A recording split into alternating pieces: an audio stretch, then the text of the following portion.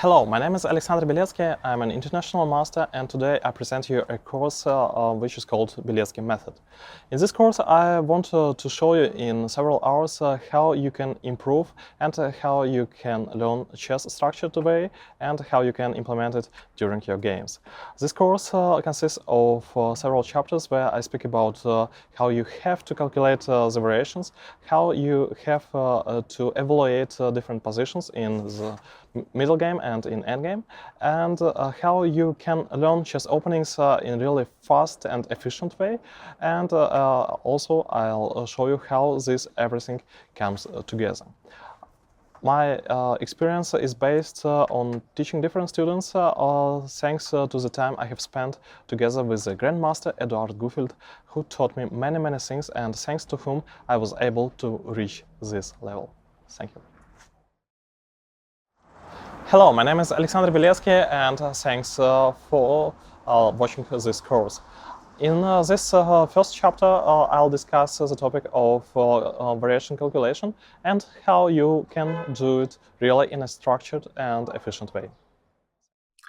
Hello, my name is Alexander Belezky and I'm an international master. Today I'm going to talk about tactics and the way how we have to train. Many years ago I got acquainted to the Grandmaster Eduard Guffield, and I was lucky to get regular training sessions with him when he was in Kiev, Ukraine. One of the methods that he was teaching me was a method of forced moves. He used to say that you have to calculate variations in a disciplined manner, and arranging the moves according to their force, how forceful they are, adds discipline and helps a lot in calculation. But how to do it? Well, you get chess puzzles and you solve them, as many as possible, as many as you can, using this method. So initially it looks a bit complicated to use this method on a regular basis during the games. It's really time consuming, but if you train this method a lot, then you will discover that you can spot such moves and their consequences very quickly without really paying much attention. But it's all about training. And this is exactly what we are going to do now. I have taken a well-known free tactics database which was compiled by Uwe Auerswald. I read on the internet that he died in year 2008, but you still can find this great database, and really thanks for him for creating this collection of 3,500 tactical positions. So let's start in the first position. I'll tell you whose side move is. You can pause, write down the first move that you see, and then we continue. Under forced moves, I mean capture with check, all moves with checks, all moves with captures. Well, additionally, you can also look at all possible moves that create some threats, and also all knight moves. But we'll concentrate on only these three types of forced moves: capture with check, check, and capture, and write those moves down. After you do it, you can continue to watch my explanation, what do I see, and how I look at chess puzzles. So let's go. The first position has been played with white Alekhin against Rikondo in 1945, and it's white's turn to move. You can pause the video now, or you can continue watching it. So, capture with check, there is no such move. Checks, you have knight e7 and knight h6. You have two moves with checks, then moves with capture. Well, it's really good to start naming the moves from the strongest piece to the weakest. So there are no captures with the queen, there are no captures with rooks, and white bishop can take on f6, and white knight may take on d6 and g7. So let's take this all away. and these are forced moves that we see in this position. Forced move normally means that our opponent is obliged to respond to such moves, and his range of responses is really limited. So let's start with checks. The first move that I have mentioned is knight e7 check, but it's not really working because black simply captures and nothing happens. Another check is knight h6.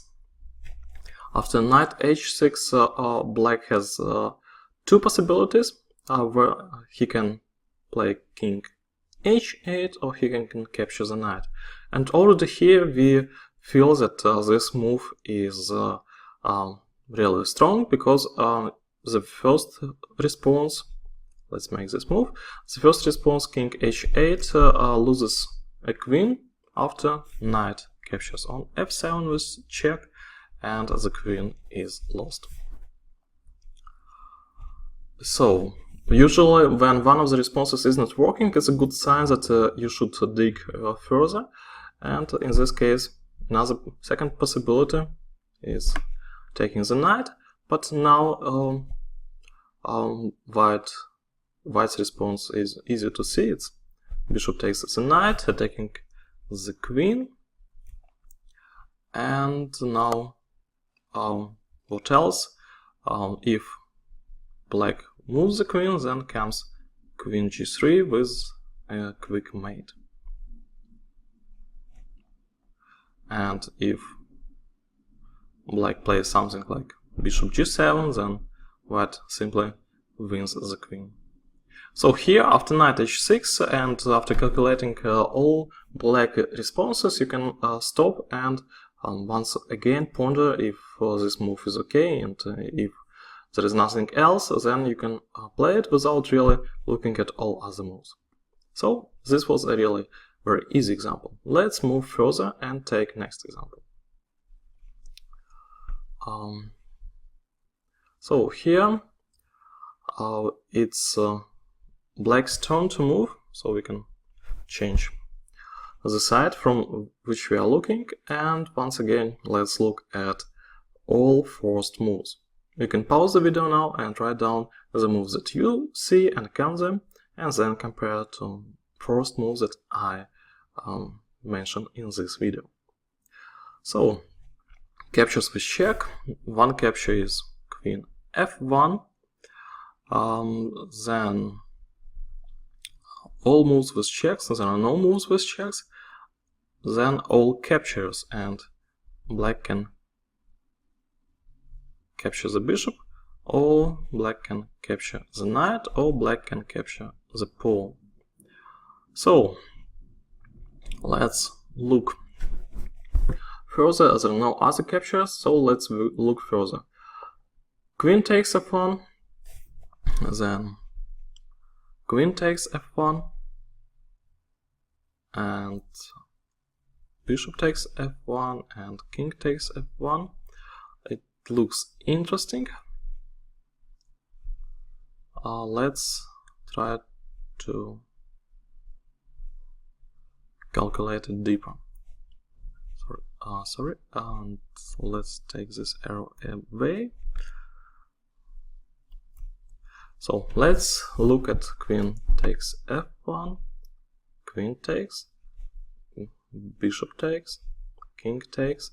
So as you see, one of the ideas around this position is, of course, this pawn on c2, that's only one castle away from promotion. And now we can see that if black captures on b5, then white plays knight e7, and then he can take the rook with check and take this passed pawn back with a position which is probably really should be drawn. Some players, of course, would play on and even win this position with black, but it's not exactly what we are looking. And you know, a good idea when you're calculating variations when you see something like this is not to go immediately to the beginning of the variation, but to go step by step, just one move away. So here rook c8 makes sense, otherwise black plays rook b1 with check, and here of course knight e7 is good. So here we went step by step, move by move for back, and here we can look at another first move, this capture, where of course capturing with pawn isn't working due to rook b1 followed by c1 queen. Because of this, white has to recapture with his rook, and here what do we see? Nothing. Rook b5, rook c2, rook a5. So this position is looks really good for black with two extra pawns. So it means that it's possible to make this move, and here once again it's important to go just one move back, and here we can look at the first move, which is knight takes on e7 with check, followed by knight c8, and here it's really a situation where white has material equality, but on the other hand black has this problem with the pawn, so the only way to defend it right now is bishop d3, but here comes the question what happens after a move like knight d6, or even white can try to push his pawns, but the easiest solution here probably is something like knight d6. So it's a bit complicated, and well, what makes solving puzzles much more easier is that we know that side that plays this usually has really something definite. So queen f1 is a complicated line, and in this situation where we still need to evaluate these complications, let's switch to other moves candidates, other first moves. In this case we can look at rook captures b5, and here again it's rather possibility white has capture with check, knight e7, and the capture queen b5. It looks like both moves are interesting, but let's look at knight e7, and then we can take on c8,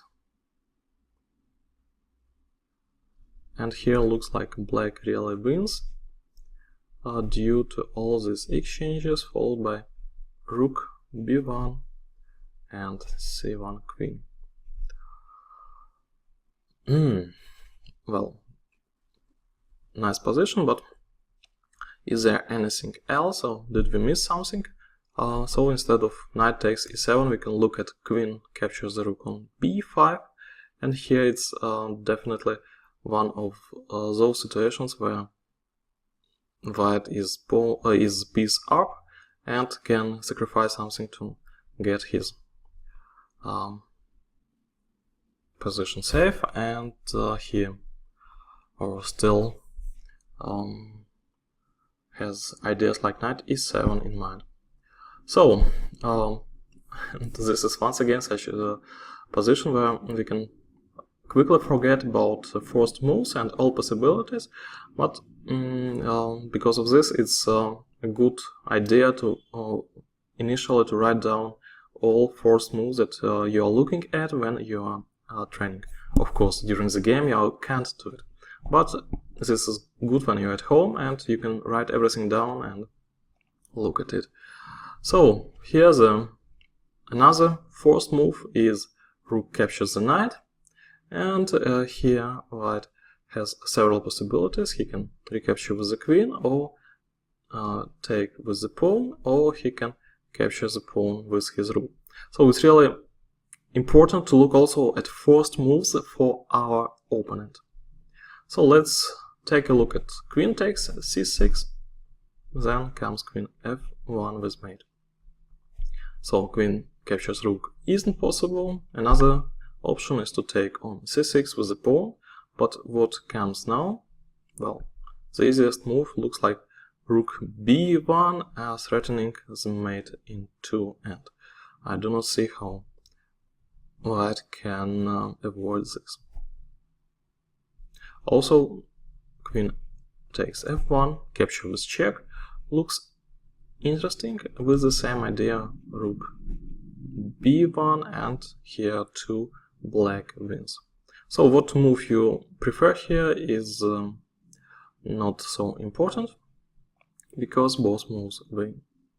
So, really interesting position, and checking once again the move rook c6, it's necessary to look at some intermediate moves, but here everything is more or less easy. It's a situation where black is already rook up and his attack is going further. So, another example. Let's go to the next example. And here it's white turn to move. Well, once again, forced moves, capture with check. No moves like this, checks is rook g8,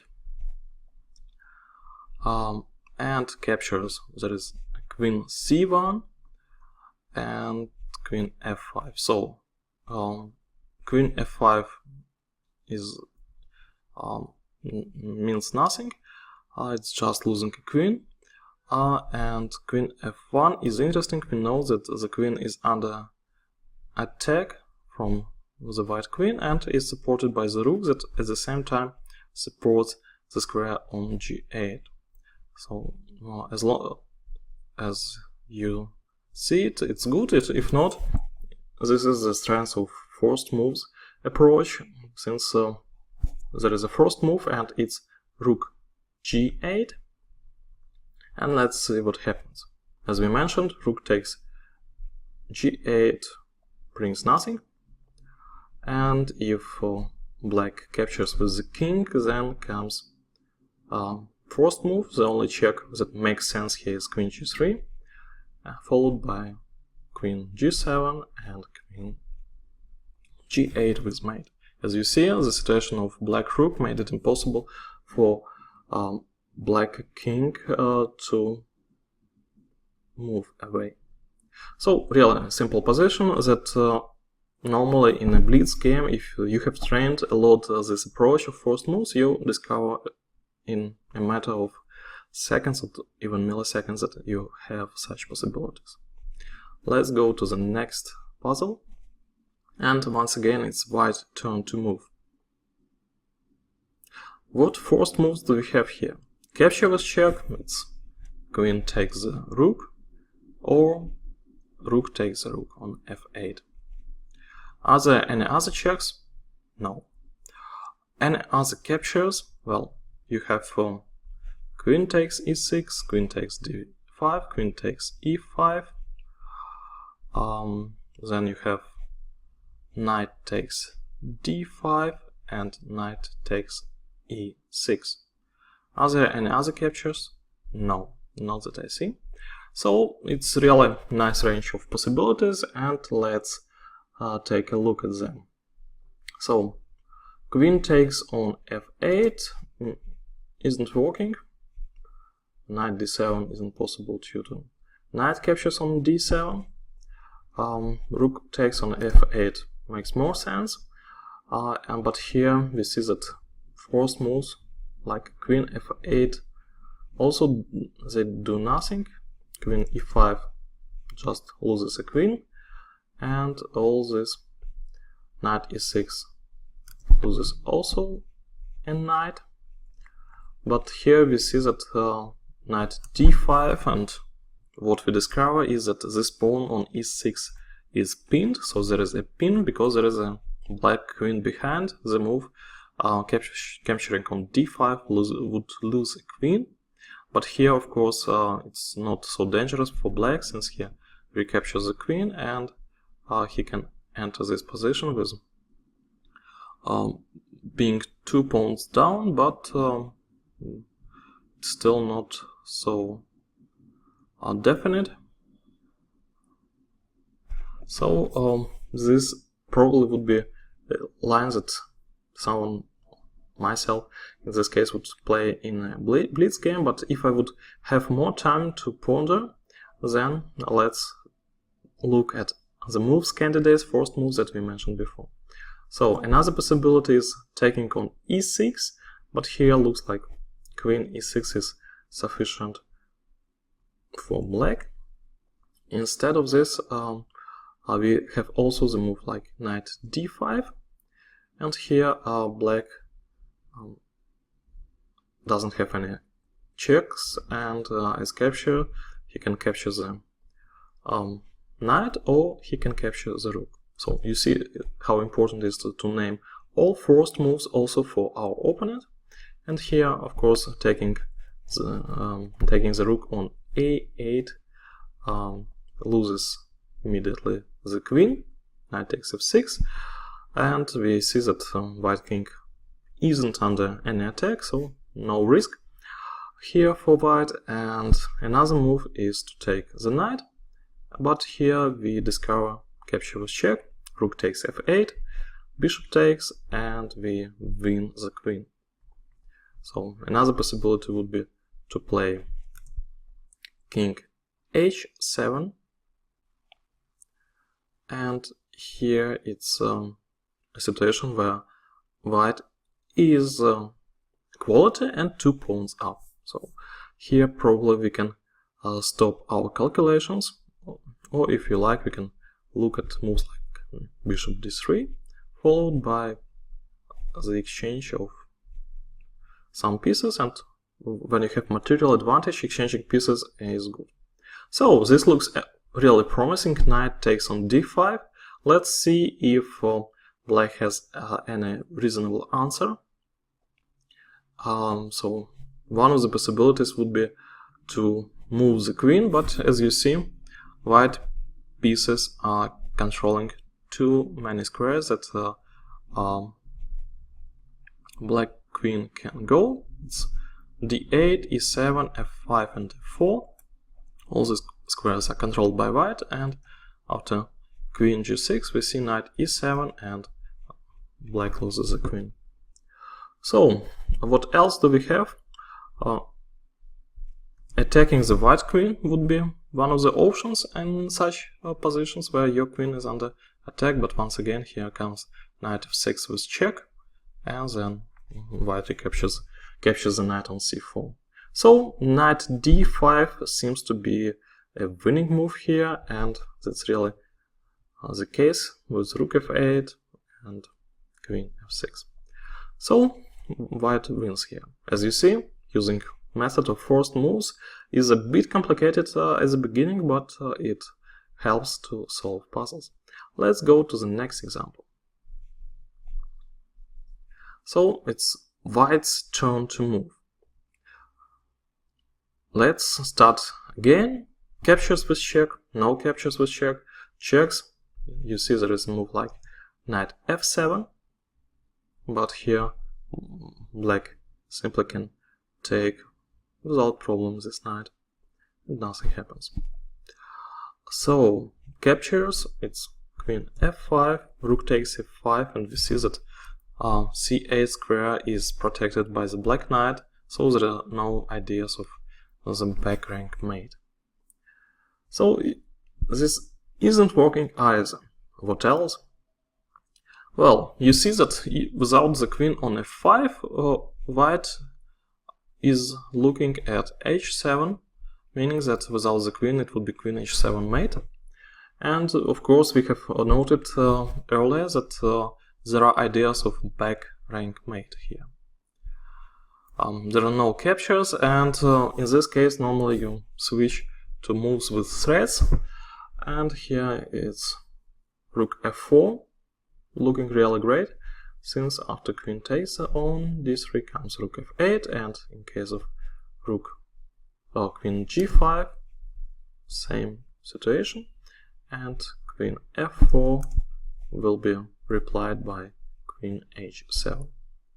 So here rook f4 wins, and thanks to first moves we discovered some ideas that helped us later.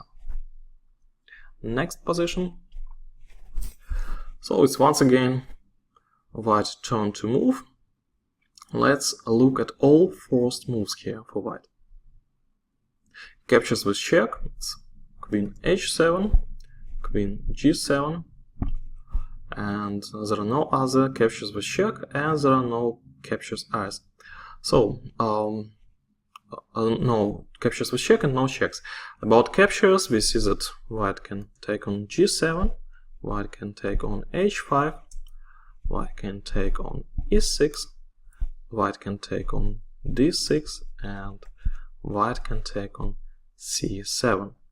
Really a number of possibilities.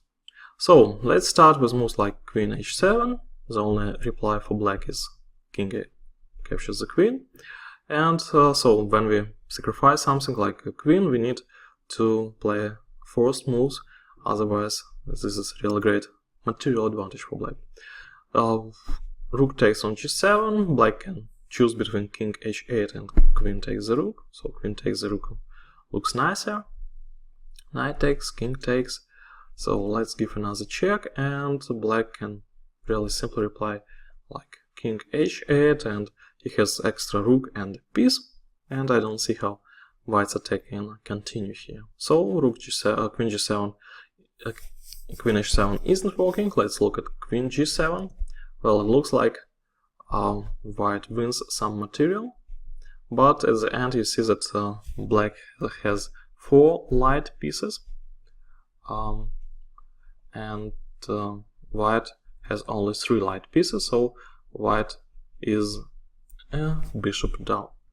So because of this, winning just the pawn isn't sufficient in this position. But we look that without the black queen on d7, we could take on g7 and it would be made in one move. But let's continue with other first moves. Queen takes e6, queen takes. We look that there is an idea of the discard attack, something like when the knight goes away, then there is a bishop that will attack the queen, but here I do not see how white can make use of it. And queen h5, it's an interesting move, keeping the game as the attack, but here black exchanges pieces. So we know that this exchange reduces white's attack possibilities, and it's really urgent that white has to do something. Moves like knight c7 are interesting, since if black captures the knight, then comes bishop e6, and we see that black queen doesn't have a good square here on the 7th rank, and it looks really promising and interesting, but here unfortunately for white, black can take on c4, and now even when white captures the rook, it's still a position where it's black who has an advantage. Apart from that, another possibility is just a simple queen takes c7, and here it's black who has an extra piece. But if there is and now there is something like rook f6, but it can be strongly met by queen e8, so it's probably one of the situations where white still has some attack. But because this is a puzzle, then it means that white has something more important. Well, knight d6 isn't working either, but there should be something more in this position, because we know that it's white's turn to move, and one of the possibilities connected with the ideas that we have discovered thanks to first moves is playing something like knight d e7, closing this connection between black queen and the pawn, and it's really really strong, since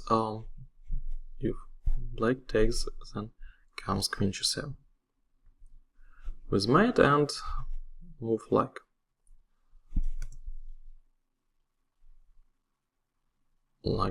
rook g8 isn't really working due to some simple answers like bishop takes on e6. So really, one of those positions that took us much time, but we see that with forced moves we discover more possibilities and more ideas. Let's take another random position here, and it's white's turn to move. Well, we see it's similar to the Dracon position. Probably it was a Marozzi bind from Dracon, and here this is really typical situation. Of course, with white knight on e7 it would be mate, thanks to this bishop, and it's really one of those positions where there are not so many forced moves, but we have to calculate diligently these variations. And so checks, captures with checks, I do not see any. Captures, I see just knight takes on e6, but here it's quite simple. Pawn takes on e6 and nothing happens. But we discover that this idea with knight e7, and here it's easy. A knight move, knight d5, taking the queen and threatening knight e7, and after queen takes, knight e7 is made. So really simple position where there were not so many forced moves, but still nice example on how I'm solving chess puzzles. So next position, it's white's turn to move. Forced moves, capture with check is queen h5, checks is rook h7, and captures, checks is rook h7, and captures is like rook a7, rook b6, and queen f6. But if you look at the first forced move that we named here, then we see that it's made in two, really forced and not so complicated. Next position is again white's turn to move, and here we go. Captures with check. No captures with check. Checks, also no checks. Captures, well, white can take on b8, but a move like this makes no sense. We are exchanging our good bishop for a knight that is restricted by his own pieces on d7 and c6, so exchanging such thing isn't really interesting. Then we look at a move like if there are no other captures, well, bishop g6 makes no sense here, and if there are no other captures, well, we have also dc6, but then black can simply reply with something like